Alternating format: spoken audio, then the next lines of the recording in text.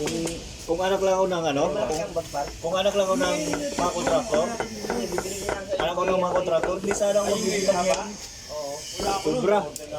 Di sana ganito na trabaho ko. Kaso pinanganak ako talagang mahirap eh. Meron ko yung kulay, Mahirap na nga. kulay, ano, bili mo? Ang dami pang aberya sa buhay. Luma ako. Pero Mahirap. bakit depende yung luma? Yung Mahirap talaga. na nung malaki yun.